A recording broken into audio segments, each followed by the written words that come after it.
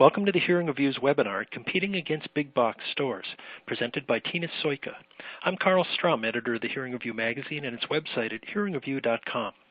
This is the second of a series of 3 webinars brought to you courtesy of CareCredit that focus on some of the current market forces affecting our industry and the issues of hearing aid affordability and accessibility.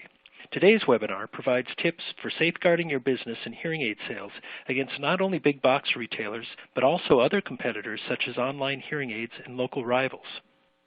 Our webinar presenter is Tina Soika, the president of American Hearing Aid Associates, or AHA. AHA is one of the largest U.S. networks of audiologists and hearing aid specialists with about 2,000 member practices. Tina has served as the Chief Operating Officer and President of AHA for over 15 years, and she has a great reputation as a leader who provides down-to-earth advice for practice management, as I think you'll see from this presentation. Today's webinar is brought to you by CareCredit, a hearing health care credit card designed for patients' health, beauty, and wellness needs. It helps families access the care they need and want without delay or compromise. Approved patients with hearing problems can use it to pay for hearing tests, aids, and other preventive hearing devices that they need to live their lives to the fullest. CareCredit is also offering at the 2016 AAA convention in Phoenix a summary of Tina's presentation along with a special report and toolkit about the hearing industry and dispensing practice metrics. So if you're at AAA, be sure to stop by the CareCredit booth. That's booth 524 and pick these up.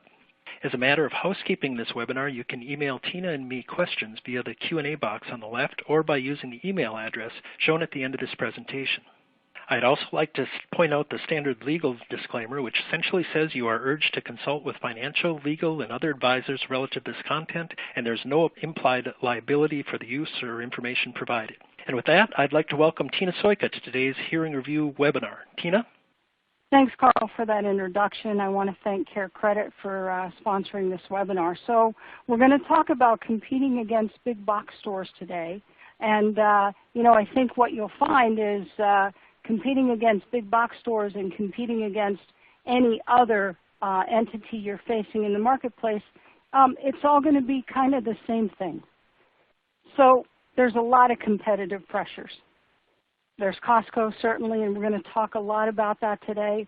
Internet hearing aids are on the rise in terms of the number of hearing aids that are being sold that way.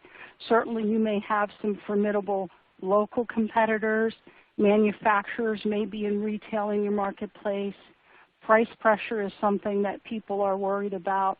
And there may be other things as well. But as I said, what I'm going to talk about today, the strategies that we're going to provide you will help you no matter who your competitor is.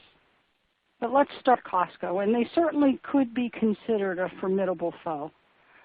Costco's strategies are these: low price, high quality products for that price, and then a good shopping experience, a treasure hunt, if you will. So the people who are going into Costco like going there, not just for the prices, but for the experience as well. Another thing that differentiates Costco and makes them formidable is they pay their employees quite a bit more than Walmart does. So they're a different animal than Walmart. Walmart appeals to a different segment of society. People who go to Walmart are a little bit more blue collar, tend to have a little bit lower socioeconomic status. The interesting thing about Costco is their demographic, the population that they appeal to, are very similar to the customers that are walking into a hearing care practice every day. So they have a strong value proposition. They have a lot to offer. So they are indeed a formidable foe. So, okay, now we know that. What do we do? Well, here's the thing. First thing I want you to think about is to abandon the notion that you can't compete against Costco, because what I hope to show you today is that indeed you can. Second thing I'll ask you to focus on is think about the things that you can change to make your practice stronger so that you indeed can compete. We're going to talk about 6 strategies today for competing against the big box store or any other competitor. First thing we're going to talk about is understanding your competition. Then we'll talk about how to understand your practice better. Talk a little bit about marketing, how to build a great experience for your customers, talk about something called Start With Why, and then last thing we'll talk about is how to engage your employees in your efforts.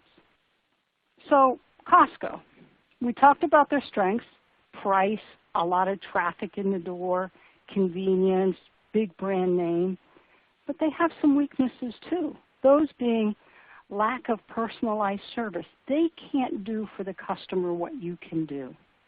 Variable service quality. Depends on what Costco you go into to determine whether you get good service or not, whether anyone's even there or not, whether you ever get called back or not.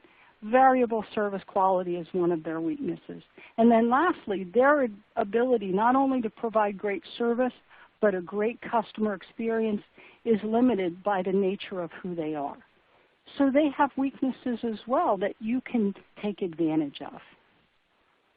So in fact, when you think about it, while the big box stores have their competitive advantages, in my opinion, the independent private practice has many more competitive abilities that Costco does not have.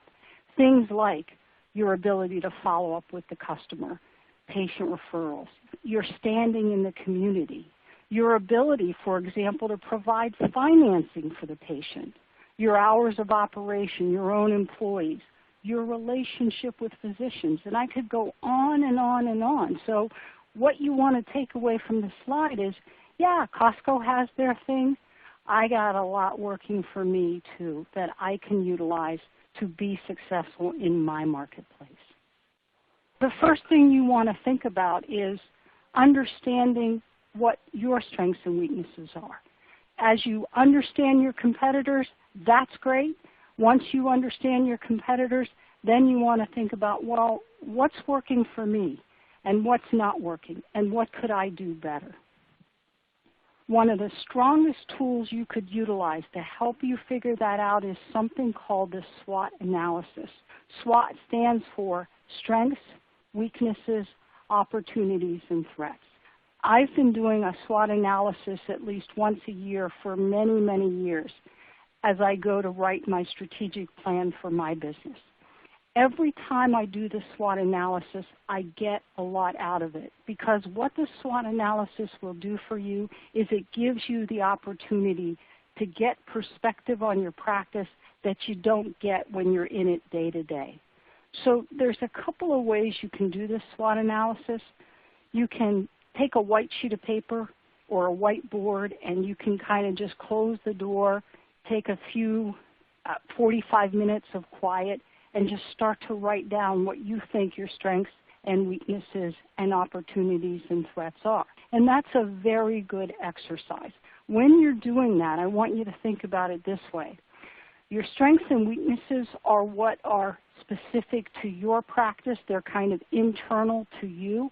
The opportunities and threats are outside your world, right? So that's what's going on in the marketplace. So strengths and weaknesses internal, opportunities and threats external. And as I said, you can go in a quiet room and do that by yourself. The other thing you can do, however, is you can engage your staff. You can bring them into a room and you can do this exercise collectively together and get them involved in identifying what their strengths, weaknesses, opportunities, and threats are. We'll talk more about how to engage your staff in a moment, but that's a really good place to start. So then once you've completed your SWOT analysis, what you want to start to think about is how you want to use that information. And there's some fundamental questions you can ask. What areas of weakness that I have present the greatest risk to my business? What kinds of things present opportunities to me? Something like, wow, there's a new ENT that just moved down the block. That's an opportunity for me to go to him and educate him. Perhaps a threat is Costco is building a building right across your street, right? So you want to think about those things. You want to think, what impact could they have on my business and what might I be able to do about that? And that's how you use the SWOT analysis. You can use the SWOT analysis to start to help you build a plan for your business to make you a stronger competitor. Now, the next thing you want to think about is powering up your marketing plan because that will make you competitive. And I want you to think about it this way. A lot of times we intersperse or interchange marketing for advertising. We call advertising marketing, and we call marketing advertising. What I want you to think about, though, a little bit differently is advertising is a subset of a much greater thing called marketing. And we're going to talk about what marketing is in just a minute. But marketing is much bigger than just advertising. When you think about marketing, I want you to think about your marketing strategy as having multiple facets. And if you look at this triangle on this page, it'll help you understand what I mean when I say multiple facets. You certainly have the opportunity to cold call anyone in the marketplace. You have the opportunity to advertise either via direct mail or newspaper or digital marketing. But then you have other marketing opportunities that, while they're smaller, they're more powerful. And those are things like your patients, your own patients that you can continue to be in relationship to, people that your patients refer to you. And then, of course, the all-powerful physician, because in today's environment, while it's changing dramatically, it is still true that many of the people who are walking in the door of a hearing care practice today are going in because a physician referred them. And then the fourth category is something we call prospects. And those are all of those people that are in your database who you either met at a health fair or lunch and learn, or they were tested not a candidate. What I want you to think about is building a marketing plan that speaks to all of those constituents, not just advertising, but being in a constant relationship with your own patients, asking those patients for referrals, soliciting testimonials from them, having a very strong physician education plan, and then also keeping in touch with those prospects that are in your database. That's what I mean by powering up your marketing plan, making sure you're hitting all of those constituents. Something else I want you to think about is, in addition to marketing versus advertising, think about the people who work for you as marketers, as people who can help you generate more leads, more appointments, because their ability to ask for referrals, their ability to educate physicians, their ability to call that tested not sold patient back, that's going to help you generate more people in the door and give you a leg up on your competition. Because if you're doing those things, you will definitely be doing things that Costco cannot do and many of your competitors do not do. So that's how you can power up your marketing plan. The next thing I want you to think about is differentiating yourself. And what I mean by that is the best way you can differentiate yourself today is by providing an incredible customer experience. We're going to talk for a few minutes why the customer is king and why it's so important to be able to provide that customer a great experience. Not just service, but experience. This is the age of the consumer. What do we mean by that? Well, this is what our world looks like today. The empowered consumer is disrupting every industry.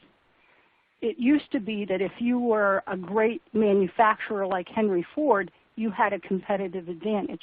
Or if you were Sam Walton and you controlled distribution, you had a competitive advantage. Or if you were Google and you controlled masses of information, that was your competitive advantage. None of that matters anymore. You can throw all of that out the window because this is the age of the consumer. Why is it the age of the consumer? Because they have access to lots of information. With the click of a button, they can look you up, they can look your competitor up, they can find out the price of hearing aids. They have all of that power at their fingertips. They also have the power to make or break you if they start talking about you on social media. So that's what makes the consumer powerful, and that's why it's important to think about how you can create a great experience for them. what you want to think about when you're creating that experience is you really want to think about what does that interaction look like. That customer that's coming in your door is, you think of it as a high stress interaction. It's high stress because they don't want to hear they have a hearing loss. They don't want to spend thousands of dollars for hearing aids. They know going in that they don't want to do any of this. So the more you can think about, how do I make them feel better about this experience? How do I make them feel empowered? How do I make them feel good, not about me, but about themselves? If you can accomplish that, then you will create a great customer experience, and you will be able to beat your competition because that's what your customer is looking for, that kind of experience. Here's the other thing to think about. That consumer who's all-powerful, they're more powerful than you or Costco. What I mean by that, as I said earlier, with the push of a button, they can either send glowing reviews out on the airwaves about you, or they can trash your practice because they didn't like their experience. So you can use that to your advantage. How do you use that? Well, first of all, ask your customers for referrals. If you provide a great service, which most of our customers do, most of our practitioners do, then ask for referrals. Ask them to like you on Facebook. The other thing you can do is ask and get testimonials, because the consumer is powerful, because the only people we listen to today to help us decide where to buy and what to buy is our own family and friends. Testimonials have great weight in the marketplace. So ask for referrals, ask for testimonials. That's how you can take the power the consumer has and use it to your advantage. There's a great book written by a guy by the name of Simon Sinek, S-I-N-E-K, and the book is called Start With Why. And basically what this book talks about is it's all about value proposition. What he says is people don't buy what you do, they buy why you do it.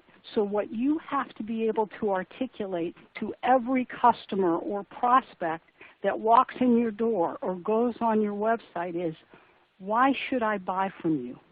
Because here's the thing. Some people are going to go to Costco no matter what happens. Other people are going to buy based on value. They'll go for price if they don't see value, but if you can show them value, then they will pay the prices you charge for your services and products. If you think about Starbucks, right? Starbucks charges a premium for their coffee. Apple charges a premium for their products. The reason they can do that is because the consumer perceives tremendous value in what they offer. That's what you have to do, and you have the ability to do it. This is the why circle, if you will. Why is the most important thing? People know what you do. They already went on the internet and looked you up. They know a good bit about how you do what you do. They know they're going to get tested, and they know they're going to be presented with hearing aids if they need them. What's going to make a difference in terms of whether they go to you or someone else is they want to understand why you do what you do. Here's the question you and everyone in your practice needs to be able to answer at any time. Why should I buy from you? Why should I pay the prices that you're asking me to pay for your hearing aids? And if you and your staff can answer that question articulately, with passion, then you win. That's the value proposition. Let's talk about your team. They are the best differentiator you can have. If you have a great staff, and those staff do a great job with the customer, they are your secret weapon. By working with them, training them, making them great at providing that customer experience, you are going to provide a great service to the customer, a great product in the marketplace, if you will. And here's something I want you to think about. Don't just train them to provide great customer service. Get them thinking about the marketplace. Get them thinking about the competitive environment. Engage them in helping solve the problems and the challenges that you're facing. They will love doing that. They will be right there with you. So hold meetings where you talk about these things. You can do that SWOT analysis exercise that I talked about earlier. But engage your staff because they really will be more powerful than anything you could bring to bear on the marketplace. This is a great book called Fast Company by John Kotter. And he said, the central issue is never strategy, structure, culture, systems. The core of the matter is always about changing the behavior of people, changing the behavior of the people that work for you. So that's your key weapon. That's your secret sauce that you can bring to the table. So work with your staff. Engage them in the battle, if you will. So those are the 6 things. Understanding your competition, doing your own SWOT analysis, differentiating yourself, providing incredible service, starting with why, engaging your employees, making sure you have options that you can provide to the customer that your competitors can't.